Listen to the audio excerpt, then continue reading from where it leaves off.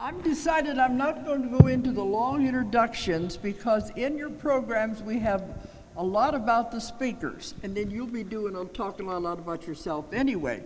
But this is one of our authors, Ron Chapman, and this is a copy of his book, Seeing True. Now, everyone who's speaking today, their books will be available in the vendor area, and they'll all be doing book signings directly after this talk. So this is Ron Chapman. Thank you, Doris.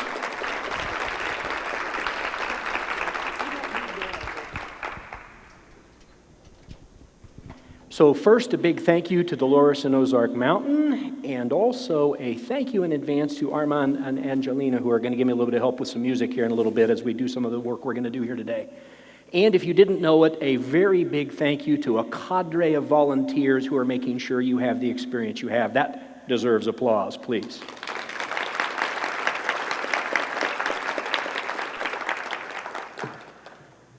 So just a few days ago, I had a woman come to me.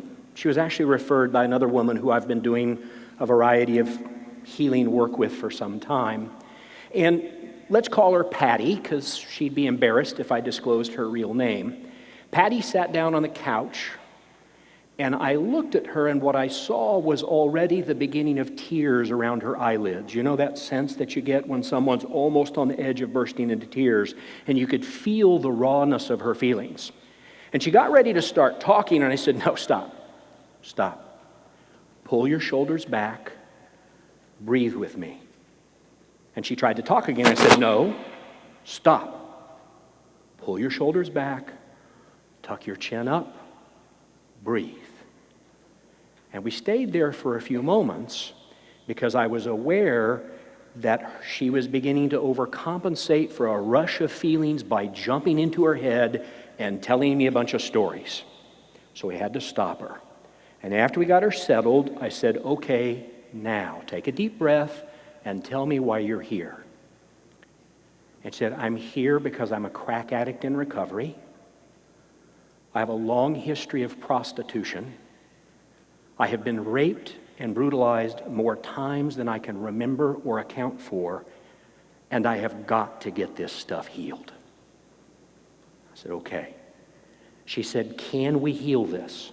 She told me a few other things about what she's doing. And I said, here's what I know, Patty. I know that using the breath will at least calm you. I know that, absolutely. I can promise you that. I'm pretty confident if you learn how to use this breath, that you are going to experience some healing.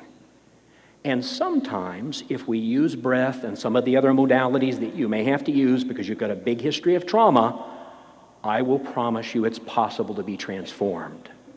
And her eyes teared up, and again I said, stop, pull your shoulders back, tuck your chin up, close your eyes and breathe. And she said, I can't close my eyes because when I close my eyes, I get flashbacks. And I said, okay. So don't close your eyes, soften your gaze and breathe. And we began the process. I don't know where it will end with her. I think it's a great example. I mean, it's only a week ago. It's a great example of the kinds of things that we have opportunities to work with. Many of you know this. Some of you know it quite deeply. I have a few things to share about that. Now, on the other end of the continuum, just in case you think that was a little bit too dramatic for a start, I've got a guy who's using breathwork to plan his surfing vacation in Hawaii. So, whatever it works for. So use the breath. I have a few things to say about why that is. But before we do that, I'm assuming there are a lot of novices to the realm of breathwork. And so as a result, I'm going to ask Armand and Angelina to help me a little bit with a little bit of soft background music. I'm going to walk you through a little bit of very measured breath. Very, very measured. It's a primer. It's a starter. It's kind of like if you're a fan of Jonathan Livingston Seagull, when Jonathan says, we're going to start with level flight, right? Let's just start at the basics. So what I want you to do while they're getting ready is I want you to make sure your feet are on the ground, because that grounds you. I want you to make sure your shoulders are back. It opens you, opens your chakras. Be mindful of keeping your chin up. Close your eyes, don't close your eyes, whatever's comfortable for you. I'm going to walk you through a very basic starting primer on breathwork. and then we'll talk a little bit about why that is.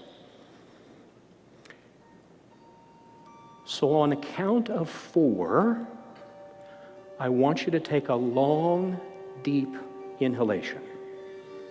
1, 2, 3, 4.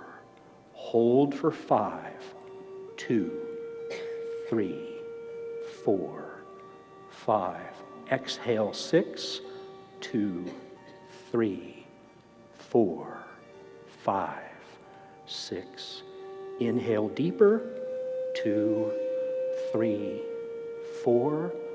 Hold, 2, 3, 4, 5.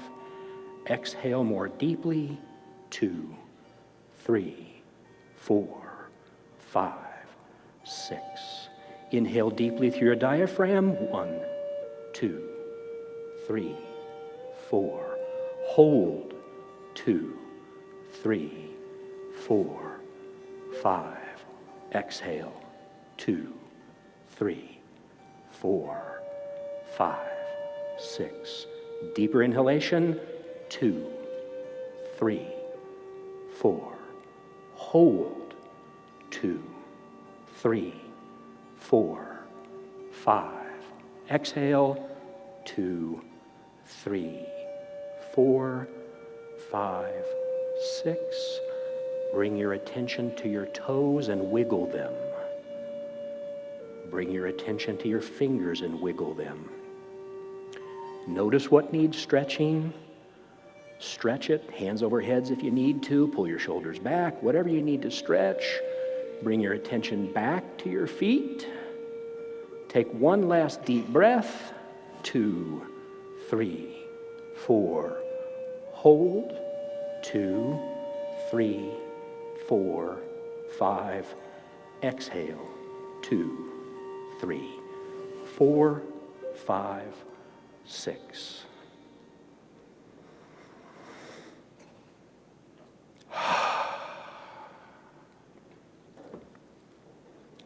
Okay. So let me give you a frame of reference for this work. The first frame of reference is called the dual ladders of ascension. Some spiritual masters would say that the way we climb to ascension or nirvana or enlightenment or highest self or the force or Tao or whatever you want to call it is that in fact you must ascend dual ladders. One is with the intellect, the other is with experience. Lots of us are very good with the ladder of intellect. We read books, we attend conferences. Most of us are not so good with experience because we really don't want to sit still because most of us have squirrels in our heads. And when you start trying to sit still, the squirrels start having a really interesting and raucous time in your head. I know this because I teach meditation and we got to quiet the squirrels often. Okay. So the reason they refer to it as the twin ladders of ascension, and of course ascension, elevation, doesn't need explanation. You can use whatever frame of reference you have for it. Is because if you think about having two ladders, there's a limit to how high you can ascend as your legs get further apart. So if you are like me and you have a preference for intellect, you can only take 2 or 3 large steps forward before, I'm going to balance myself so I don't fall off the stage, right? You're like this, you can't go any higher. The intellect can only take you so far. So too with experience, the other ladder. If you advance in experience, which many of you probably have, either through meditation practices, psychic practices, all sorts of things, crystal healing activities, again, the same problem. You can only ascend so far with the experiential side before you can go no higher. Sooner or later, we have to ascend both feet, one with intellect, one with experience. It doesn't matter which you lead with. The only thing that matters is that eventually, short of falling off the dual ladders, you have to advance the other foot. That's the way the deal works. I start with that because my book, Seeing True, which we're going to do just a little bit with here in a moment, Seeing True, 90 Contemplations in 90 Days, Seeing True plays with the intellect. It's one side of the equation. So let me show you an example of that, and this will be familiar. Many would call this a contemplative meditation. So in other words, if you're not familiar with that form, I'm going to read something to you. I'm going to ask you a couple of questions, and I'm going to ask you to play in your head with those questions. I don't care what answers you have, just play with it. So this is a reading entitled Nothing. The group became edgy as soon as it was said, I need do nothing. Relax and take it easy. Immediately, a man's hand shot up. He said urgently, but of course, we must take action, right? The teacher simply shook his head. I need do nothing. The statement struck the man in an almost physical way. He recoiled from the words and might have spoken again if another had not leapt into the frenzy. That's crazy. God helps those who help themselves. Now the teacher grinned. I need do nothing, for there is nothing to be done. With this, the group suddenly fell into the quiet. A woman with light in her eyes asked, things aren't what we think, are they? The teacher smiled greater still. God alone is initiative. We need do nothing. Collectively, a feeling almost like a sigh swept through the room. Truth relaxed them almost as one. We need do nothing. Relax and take it easy. We're in good hands, hands that have held us all along. There's nothing that needs to be done. Questions. Just for this moment, consider doing nothing. Contemplate the possibility that nothing needs doing. What do you feel in your body when you contemplate this? I'm letting you feel for a moment. So what you just got was an intellectual exercise. I gave you words for your mind to play with. Hopefully I read them in a way that helped you keep up with me. Some of this was probably a little bit provocative because the proposition of doing nothing is really quite offensive to a lot of us. Some of us are quite busy in the world. And then I actually made the segue to the experiential side because I asked you to stop and notice your feelings. Okay? So that's the bridge between the ladder of intellect, the ladder of experience. I want to talk about the ladder of experience now on the experiential side.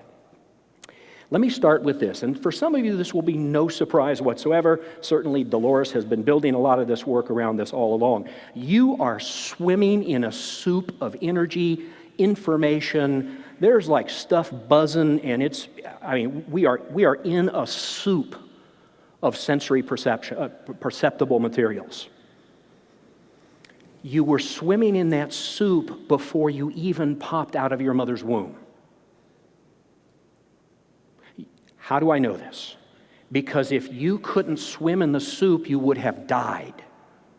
We have evolved generation after generation after generation after generation, knowing how to swim in the soup of information. Here's the first example. You all have heard the stories about how if you deprive a child of touch, that it's devastating to them. We know, we don't have an intellect. Remember, the intellect doesn't form until the age of 2, more or less. So there's no intellect. You don't pop out of mama's womb and say, somebody better touch me. Right? You got no intellect, you got no language.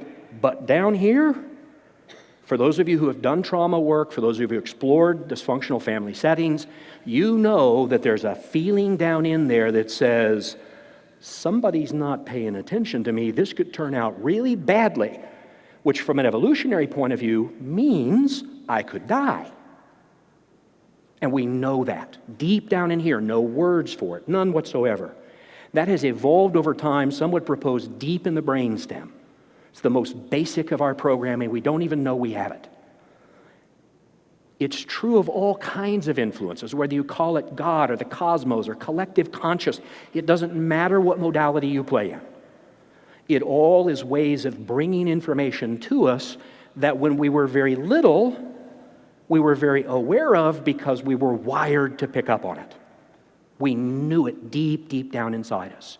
And then about the age of 2, this little intellect thing we all like to play in, it kind of snaps in as a personality. It's like, okay. And slowly but surely we are taught and enculturated, to begin lessening our attention to those experiential things, the most fundamental of feelings. Now, the people who study Gurdjieff will not be surprised. The Gurdjieffians say that the whole purpose is to get a personality, a good one, hopefully, a good, strong one that's going to give you a lot of trouble. You're laughing. Some of you have one of those. Me too. I'm with you. Then the spiritual path, regardless of what you choose, is about using that strong personality, the ego, as fuel for the development of the soul. So in other words, you can't keep developing your skill sets, your personality, and cross a certain threshold. In fact, for those of you with a deep Christian orientation, they say that this is in fact the reference of the crucifix. That the crucifix represents the vertical path, the path of the soul. The horizontal represents the personality. Most of us spend all our time on the crossbar rather than following the vertical path, because the vertical path is beyond your personality, it's beyond knowledge, it's beyond the acquisition of another modality. Except that we get attached to modalities, right? It's like, I'm just sure I got the right prayer, been using it for 22 years. That's called attachment. It's a problem. It's very fixed. It's very rigid. It shuts down possibilities.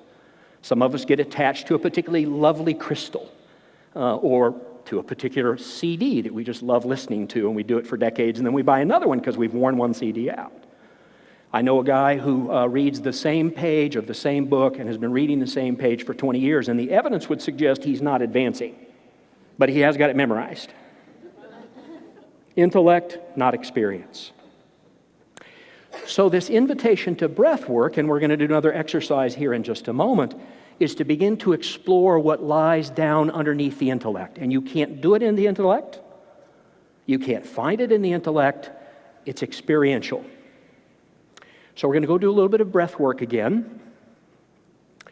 And I'm going to walk you through it a little bit differently than the last one, although I will probably start with what we started with the last time just to get you settled.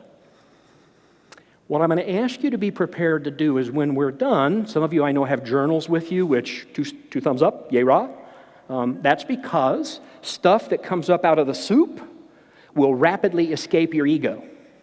You all know this, right? I had one example one time. I had this brilliant breakthrough awareness come up. And I go, wow, this is life-changing. So I wrote it down. 7 times that day I tried to tell people about it. I could not recall the life-changing experience. I had to pull my journal out to recount it because I could not bring it back. 7 times during the day. And I was talking with my spiritual mentor, and he said, Ron, the ego has no desire for you to see something differently. And it's erasing it. It's a good thing you wrote it down. So some of you are going to come out of this with something. I don't know what. Some of you will have memories. Some of you will have thoughts, because some of us are very cerebral. Some of you may have a movie pop into your head. Some people are very auditory. They literally have a friend who said he was doing this exercise, and he said, what I heard at one moment was this still small voice that said, it's fine, Art.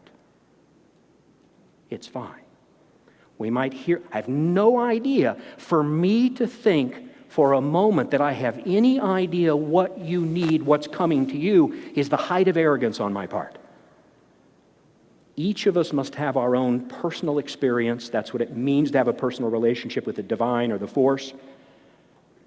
What I'm going to want you to do is to pay attention. If something comes up when I bring you out of this short breath exercise, write it down before it gets away.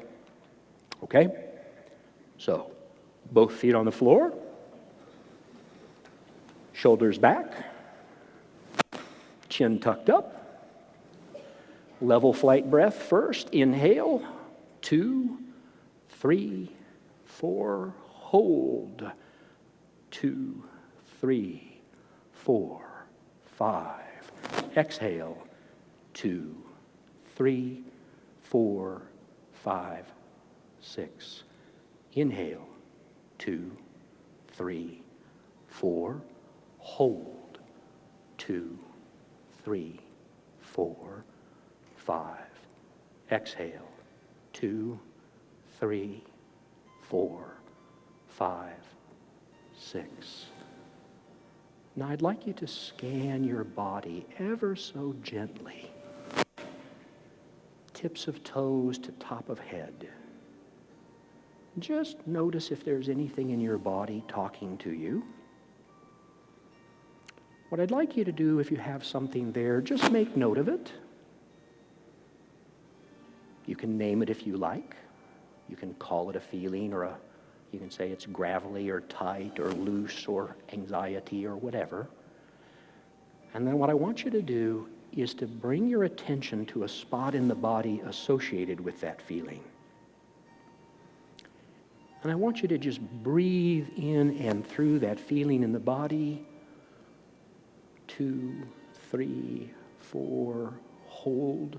2, 3, 4, 5, exhale. 2, 3, 4, 5, 6. Notice if the feeling has changed at all. It might move. Something might have popped into your thoughts or your memories. Have no idea. Just notice what's there. What I'd like you now to do is to bring to mind some current grievance or some challenge, some difficulty in your life that's unresolved. And on the breath work, notice where that feels in the body. Hold the thought lightly. Inhale 2, 3, 4. Hold 2, 3, 4, 5. Exhale 2, 3, 4, 5, 6. Notice if anything has changed. It may have softened, it may have moved, it may have completely transformed. You may have a word, a thought. Relocate in your body where you have a feeling. Think for a moment about that unfinished piece of business you have. Breathe into the spot in your body. 2, 3, 4. Hold. 3, 4, 5. Exhale. 2, 3, 4, 5, 6. Notice again what you're feeling. Scan your bodies with a very, very light attention. Notice what you feel and where you feel it. Name it. It's still tight, it's soft, it's scratchy, it's irritating. Locate it in the body.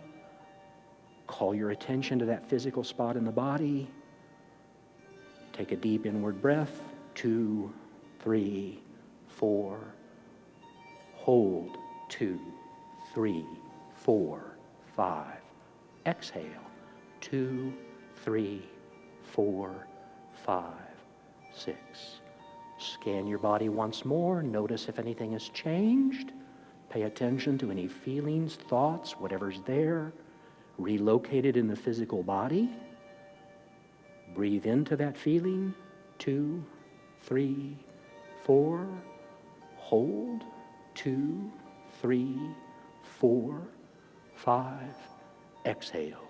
2, 3, 4, 5, 6. Scan yourself once more. Embrace yourself either mentally or physically, or pat yourself somewhere that feels comforting. Wiggle your toes so you can feel the ground. Wiggle your fingers.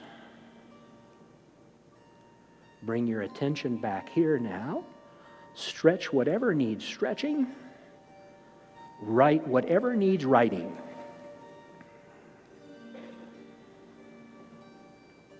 Especially if there was a word or a phrase or a particular memory.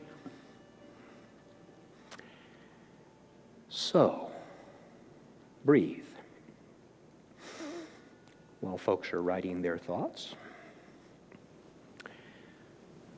Thank you again for beautiful harp music. If it's true, and I offer this as a question because one of my teachers said to accept what any teacher said is called gullibility. You have to hammer this out on the anvil of your own experience. If it's true that we're swimming in a soup of information, nonstop, 24/7, operating below the threshold of the intellect. If it's true that the universe is a beneficial design, a benevolent design, designed for your success and well-being, that would mean you're getting information all the time if you can create space for it. I have friends who've woven this into their meditation practices. I have friends who have gone more deeply with things like EMDR, much other ways of gaining access through various forms of regression. There's a whole lot of things you can do to add to this. You can add tapping to this. My purpose of this is not to go into that in depth. If you choose to spend some time with me, we'll talk about that. There's actually more information coming later today and tomorrow that I'll share with you here in a moment that you want to be paying attention for. But if it's true that the universe is designed for your growth, development, and well-being, and there is information operating beneath the threshold, much of it happening before the age of 2, before we had an intellect to work with it, then we would be wise to tap into it. One of my teachers said, Ron, the way we are designed is one side of the brain is the receiver, the other side of the brain is the operator. The receiver gets the senses, hands it off to the doer, and the doer says, I should write this down, right? Or I should go find a yoga class, or I should fill in the blank, right? So what I want to do now is I want to spend a couple minutes. I have a bit of guidance for you, though, because I want to hear from you. Because if all you do is listen to me, I don't feel like I'm doing the service I'm here to do. What I want to know is not your questions. What I want to know, and we've got a microphone coming up here someplace, back there. I want to know, did you have an impression? Did you have a feeling? Did something come clear? Now the guidance is, don't rush into the intellect. What we like to do is take a feeling, 2 words, and then tell a 4-minute dialogue about what it means, right? That's called the intellect. I'm offering you a space to say, here's something, and what I'm going to ask the rest of you to do is breathe while we're chit-chatting here a little bit. You don't have to do anything, really. Really. So, I got a microphone. I got a guy who's willing to bring the microphone to you. Who would like to give voice to something that you thought or sensed? Please, let's get you a microphone before you talk so you end up on the video recording. It's your 4 seconds of fame. Okay. During that, I saw a tunnel, and it was like a moving live tunnel that just kept getting smaller as it got to the bottom with like a white light. And I saw it another time with one of your breathing when I closed my eyes. And it was interesting because it was so alive. Mm-hmm. It was dark and have grays, and then it went right into that light. Yeah, so can you still feel that in your body right now? If you close your eyes, can you remember the feeling? Yes. Okay. Yes. Hold on to the feeling. Hold on to the feeling. It's a piece that gets away from us because we jump into the intellect and start telling the story. So hold on to the feeling. It's guidance, okay? Great, thank you. Who's got something they'd like to share? I know you're not a shy group. Dolores told me you're not a shy group. Please. Okay, the first thing that I saw was an eye, and there was eyelashes and green around it. Then I just saw pearls of green, like necklaces. Just, that's it. And then I saw a pyramid of green. Everything was green. That was it. Do you have a feeling associated with it? Yeah, Do you have it located someplace in the body? in my heart. Okay, good. What I would propose is you stay with that visual, stay with that feeling, and breathe with it and see where it goes. Okay? Excellent. Thank you. I'll have a word to say about why this is important for all of you here in a moment, but let's see who's got, yes, sir, right back here, right back there. He's standing up right now.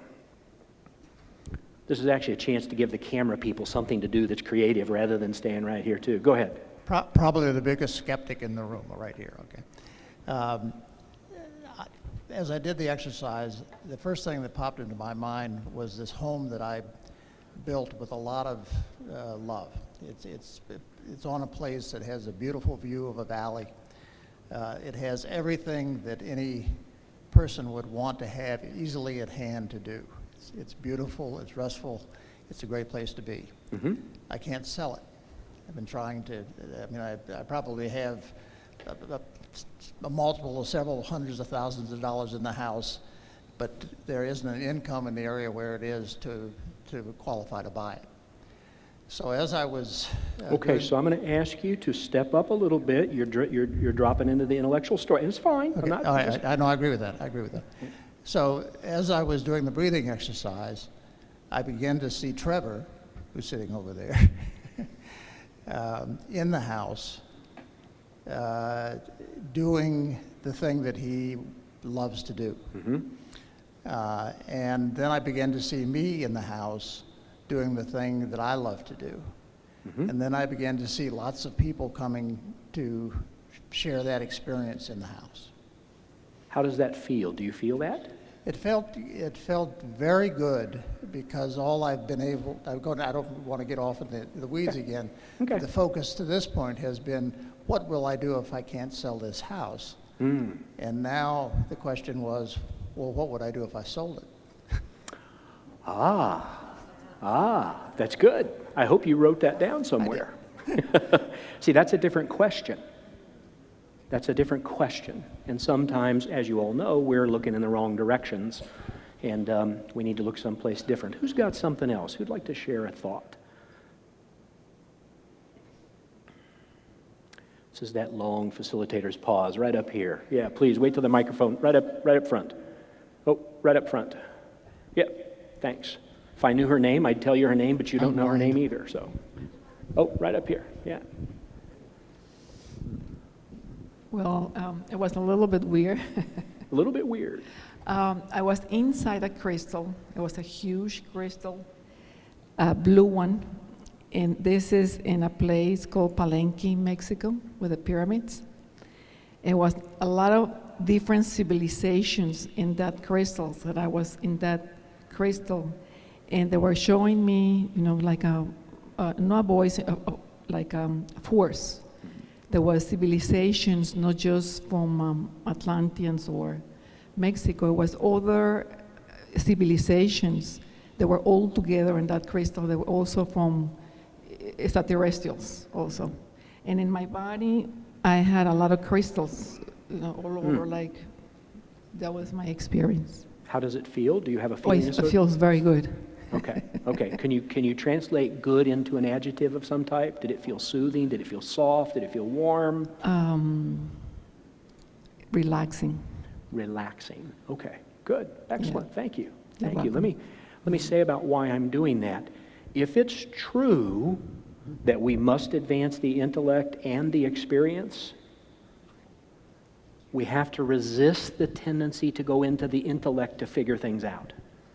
It's the place where most of us are the most comfortable, but we come back into the body. What I've learned about doing, whether it's this kind of soft work or whether we go more deeply into trauma work, trying to really get some deep healing on some deeply held things, is that stuff doesn't exist in the intellect. What you all are giving is a visual, oral portrait of something that is held beneath the threshold of thought. And for some of us, it's really hard to put a finger to it. I used to describe this when I was learning how to do it as feeling like I was trying to put a finger on a bubble in water, right? So like, I can't quite. And by the way, I cussed a lot when I did this, but this is a cool place, so I'm not going to do that, but I can't quite, right? And I would call my spiritual mentor and I would describe it, and he would go, okay, let's go back into the experience. So let me say this, and I want to see if someone else has something to share before I move on. What I've learned, and the reason I'm encouraging you to follow the feeling trail, is it's like a tapestry. The story trying to be told is like a tapestry, a woven tapestry. And what the psyche, the soul seems to do, the divine design, whatever it is, what it tries to do is it tries to give us a thread to begin to try to unravel it. And we can't do it up here. We have to do it at the feeling level. And so it's offered up, and what we do is we stay with it. We let it tell the story for us. We don't rush it. We don't push it. We just let it unfold. It's very complementary to your meditation practices. Those of you who have them, you can weave it into any breath work you're doing. A lot of ways to do it. We're trying to keep coming out of the intellect, because we can't get out a lot of this stuff in the intellect because it's not in the intellect, particularly if you're dealing with the healing of a wound. If you're talking about trauma, it's not in the intellect, it's in the body, perhaps at the cellular level. You can't get there with intellect, which is why, for many of us, talk therapy was not sufficient to get at some things that needed to be attended to. So let me see if someone's got one more. Someone's probably holding. Oh, look, hands are shooting up. Okay, right here. We're going to do 3 then, if you'll be brief. We got 1, 2, 3. Oh, we got 4. Go ahead. Thank you. Do I have to stand up? You do have to stand up. The fact that you asked the question meant you had to stand up. Well, I had a bit of I didn't see anything visually at all, so I feel like I had a different experience. But I felt a severe need to know, like an openness, and I felt comfort from that. Do you have the severe feeling to know, is it attached to someplace in the body? I'd say my chest. Your chest, like right up here in the center above the breastbone? No, No? more like my chest area. Ah, okay. Okay, good. Good. Then when you're working with that, keep your attention on the feeling and use breath to work through the feeling and see what will reveal itself. The fact that you use the word severe, yeah, I mean, that's a strong word. I felt desperate almost, too. Desperate, yeah. Desperate. Yeah, yeah. But yet comfort came Yeah. from that. So are you feeling anything in your shoulders right now? They seem to be down. Oh, Like, yeah, almost you were like- kind of, yeah. Yeah. Yeah, so. Yeah, I'm not yeah. sure what that means. pull 'em except up, They sti- do feel heavy. Yeah, how Now about that you that? said that. Yeah, yeah, that's another thing to I notice do and pay have a lot of attention to. things on my shoulders in my life like everybody else. Maybe that's what that means. Got it. Excellent. Thank you for sharing. Thank you. We got 3 more over here. Let's do them real quickly. We got 4 more over here. We're going to try and race through these, and then we're going to move on because Dolores didn't give me half a day to talk with you all, but maybe next time. Yeah, please. I became nauseated. Nauseated, like Yeah. deep down in the pit of the belly, Yeah, nauseated? I felt real nausea. Huh. And then this light opal colored Huh. color, I felt that color in my whole upper part of my stomach. Huh. And then it felt very light. It was good. It was a comforting feeling. So the continued breathing began to ease it some, so you Yeah. got some, let's call it relief. Yeah. Ah, excellent, excellent. Thank you. Because if you remember what I told the woman that I started my talk with, I said at a minimum it will soothe you if you stay with it.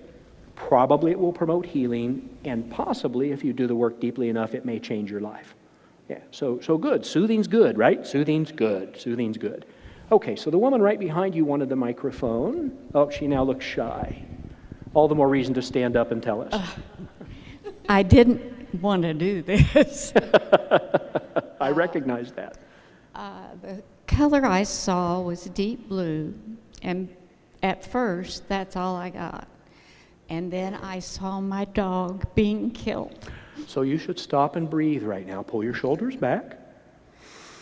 It's okay. It's okay. Don't look down. Stay up here. Stay right. That's Don't- why don't- I didn't don't- want to do this. Don't talk. Pull your shoulders back. I'll stay with you right here. We got time. You just breathe. Just pull your shoulders back. Pull your chin up. Chin up. Shoulders back. Just breathe. Use your breath to ride the edge of it. Just don't crash into it. Just breathe. It's okay to cry. I'm not a crier, that's why it's so unusual. Yeah. So what you want to do is just sit right there and just breathe. Just breathe. In fact, if the woman next to you, would you just reach out and touch her forearm just very light? Don't my pat her. daughter. Don't Is my daughter. Don't pat her. Don't take care of her. Just hold her hand. That's good. You're grounding her. Just breathe. This is a way we attend to others. We don't crash in and try and fix them. We just be with them because it's processing. When we stay out of intellect, when we stay out of the deep grief, and we ride the edge, it's promoting healing. So breathe. It feels better. Is it better? Okay. Yes. So you have some grief work to do, obviously. attend to it. Stephen Levine wrote a book called Unattended Sorrow, and he says that because we don't attend to these griefs, these sorrows, they harden the heart and make us less available, make us less loving, make us less compassionate. So we attend to them with the breath. Okay? Thank And you if you'd very like, much. please swing by and see me. I'd love to chat with you about this, and we'll work a little bit more on it. Thank you. Yeah, by all means. So your hand was up and your hand was up. I'm checking the time because they told me that, boy, they like drop the lights at 11:30. So yeah, please, right all the way up here, please. Wish I had names. I'd tell you where to go. Yeah, please. So I've had a problem with my vision. It breaks up, distortion in the side. It's almost like a piece slides out. Weird. And so I just went into the feels like of that, just what it feels like when that happens. And I saw colors like blue and green waves, and I just let that move over me. And then I saw a pinpoint of light right in my vision, right in my third eye, and my crown started tickling like here. Yeah? And then I heard the words, relax, let it go. And then I saw that lady standing up singing, let it go, let it go, let it go. That's kind of what happened. Excellent. And how does that feel at this I moment? feel very peaceful, very relaxed. Good. I mean, the best outcome is we feel better. And if you'll just hand that right forward, you're passing now? Okay. You did not? Oh, okay. You sure? No, just, okay. So let me move on. Thank you so much for your help with the microphone, and thank you to some of you for participating. The reason I do that is because, unfortunately, the problem with a lecture format is it places you into reception rather than participation. And so bringing you in, hearing different voices, comparing notes, hearing some of these stories brings things to you I can't bring, especially because I want you to be involved, engaged in the dialogue. Otherwise, it's a one-way communication, and I don't find that to be helpful. If you haven't noticed, I'm actually a social worker by education, so if I sound social worky, that explains everything. So, let me propose something to you as I begin to move towards closure. The problem we run into is we like to take a form, a technique, a routine, a practice, a modality, and we like to reify it. Reify means to fix in place and to make real. Your feelings, this web of information, it is ever moving, it's dynamic, it's changing. The metaphor I use for this is, it's kind of like what we do is we run out into a sparkling mountain stream with our bucket, and we dip down and we get a bucket of water up, and we run to the shore, and we're delighted because we finally captured it, and we look at it, and it's flat and still, and all the sparkle is gone. That's what we do. And so what happens when we bypass this intellect, when we go into this feeling place, we're going into a space that can stay dynamic because we never know what's going to come up. We have no idea what's waiting for us. But if it's true that there's this whole experiential web of stuff just waiting for us, then it's our opportunity to wade into it. Now, I actually love a metaphor, and the metaphor comes from Joel Goldsmith. For those of you who know Joel Goldsmith, founder of The Infinite Way, several of your hands are going up. Recognized to have been quite the mystic in many, many ways. He's a part of study I've been doing for a long time. What Goldsmith says is, he says, we need to understand we are nothing but midwives. I'm not the doer. I can't do anything. Whatever it is, call it grace in Goldsmith's language, call it well-beingness, call it awareness if you like Anthony DeMello, is something that passes through us that we can't lay claim to. So what I like about the analogy of the midwife is, and I think about this when I practice this with folks, when I practice it with myself, is if you think about the appropriate midwife attitude, the appropriate midwife attitude is, glory be, I caught a baby. I had nothing to do with its creation. I actually had nothing to do with the birthing process. At best, I get to wipe the slime off of the face and give it to its mama. And then I disappear. That is a very non-egoic way of looking at how we can work in the world. Because we've got egos that want to say, I do the healing. It's how I deployed the crystal. It's that prayer that I gave them, right? It's the fact that I touched them. It's just, we want to take on rather than entering into what some would call the mystery. And so part of the reason, and thank you for being willing to let your tears show, part of what I was trying to do there is to there's different language for this, is to hold a space so the work can get done. We're not the doers, the workers, the solvers, the healers. We are those who hold space. All kinds of modalities work to hold space. I know a psychic masseuse who uses psychic massage to promote healing. Great, that's not my deal, but it works. I know people who do some great work with crystal healing. I know people who do meditation. There's all these things. What we do is we get attached to a modality, an approach, rather than understanding that the best practice is where we hold space. And I'm going to go back to Goldsmith again. Goldsmith says, we don't know what will descend into the space. We don't know what healing is needed. We don't even know how you might be thinking about it because we don't have any way to even articulate the things that are trying to be made right. And the highest level of regard and respect for that space is to try to stay out of it with people. If it's true that there's a force, a power, the way, thou, God, Brahma, whatever, it does not need our assistance, but our little egos want to get in there and play. Right? My daughter cooked this one up. She said, your problem is, Dad, that you keep wanting to insert yourself into my movie plot. And there's not a role for you there. Kind of like the little kid, right? The little kid, the old rabbit ears thing. It's like there's a home movie, right? And there's this thing going on. The little kid goes, right? Like that. That's what the ego wants to do, is it wants to jam itself into it because the ego wants the attention being drawn to it. And our best work, whether it's therapeutic, whether it's healing, whether it's meditative, whether it's being a teacher, whether it's being an advisor, is when we stay out of their plot. We trust that the universe, spirit, is going to bring what needs bringing, and that each and every one of us has the wherewithal to get what we need. At best, we're holding a space for them. So I'd like to offer up a couple thoughts for your consideration. But before I do that, I want to connect a couple things for you. One thing I want to connect is Sherry O'Brien, right over here, is going to be talking at 1 o'clock. She's actually a practitioner in a much deeper level of some of what we've just been talking about here in regards to trauma. I have basically put a foundation in place that she's going to be able to add to in a very, very magical way. So please don't miss her at 1.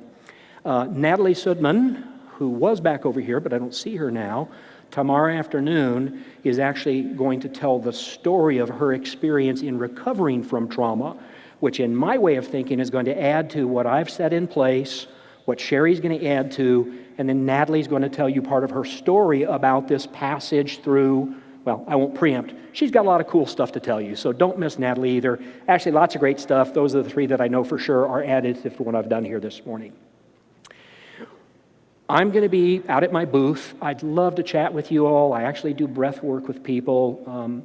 I'd love to sell you a book, but you got to buy that from Ozark Mountain because they're selling it at their table.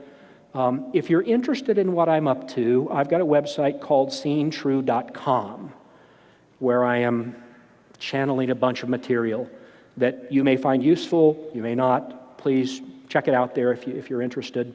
I've got some other books to sell and so forth. And I'm also going to do a workshop, an experiential workshop on Monday afternoon at 1 o'clock where we're going to do some of the things that we started here in a more experiential way. So love to have your participation. I know there are lots of things here to distract you, so do what you will. I only hope that you find what you would like to find. So let me close this way.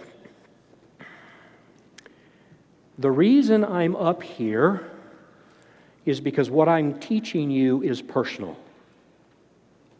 I am not here as a practitioner. I'm here as one who has been healed. I'm one who has had to receive de-traumatization work. I've one who had to be taught breath work. I've one who had to be yanked back from the abyss of some very destructive patterns in my life. I've had some remarkable teachers, some remarkable therapists. There are a number of things that have added up to that. So the reason I'm sharing that is because too often what happens is we speakers get up here, and what happens in the psyches of those who are listening is, well, he can do that, but he's the expert up on the stage. Right? What we do is plus I'm up here, I'm wearing black, they got a mic on me, the whole deal, right? They're recording me, so I'm like an expert, right? Well, what happens is you start thinking that what the expert is talking about is not relevant to you, and it happens below the threshold of your awareness. So in fact, what you need to know is that the reason I practice is because I had to learn it for myself. I had to put together grief from a dog. And the story is pretty simple. When I was about 12 years old, my childhood dog got hit by a car and killed. And I remember it vividly because the next morning, I was up to do my paper route, and my dad had placed the dog lovingly on some newspapers in the garage. And I spent about a half hour sobbing and beseeching God to bring my dog back. It was probably the most honest prayer a little boy could utter. And God did not do what I knew God could do. I didn't cry after that period, and I didn't pray for years. The resentment was so deeply held within me. And what it took was for me to get another dog at the age of about 35 who had some irreparable damage from abuse that she had experienced prior to us bringing her into our home. And the dog would go into these deep spasmodic periods, and I would curl up on the rug and sob because I was being taken back to my dog episode. I had no idea that a 35-year-old man with a master's degree in social work could have so much unfinished business. And it was at the feeling level, and it had to be solved at the feeling level. And the mistake we make is we minimize. Well, come on, Ron, you were 12, it was just a dog. The Course in Miracles says there are no small upsets. Any upset that blocks us off from the source is a significant upset and must be attended, no matter the outer appearance. So we don't minimize, we stay with it, we use work to promote this healing. I will also say this, and then I will turn this thing back over to, I guess Dolores is next on stage. The biggest transformation for me came in practicing this breath work when one day I was thrown back to something just after the moment of birth. And what I got was a glimpse of a feeling at that moment, because I was not born into the best of settings, right? Not bad people, just there were some things going on that were pretty challenging. The words that came to me when I was in that space were, this is a really, really problematic place, and you are going to have to perform really well, else you die. Well, what I was trying to unravel, that thread, was a lifelong battle with what we would label performance anxiety, that I could never perform well enough, even though I'm pretty talented. What happened when I finally pulled that string out and the story unfolded was I got some relief about my life that I have never before imagined possible. And I didn't know it was there. It was lurking down here in this soup of feelings, the only access to which I could gain by using breath, quiet time, journaling, and a willingness to go into that space. So I have personal experience with transformation. I've seen it in others. I could regale you with stories for a long time, but I don't have that time. So my closing thought for you is, breathe, breathe, breathe. Thank you. You've been great.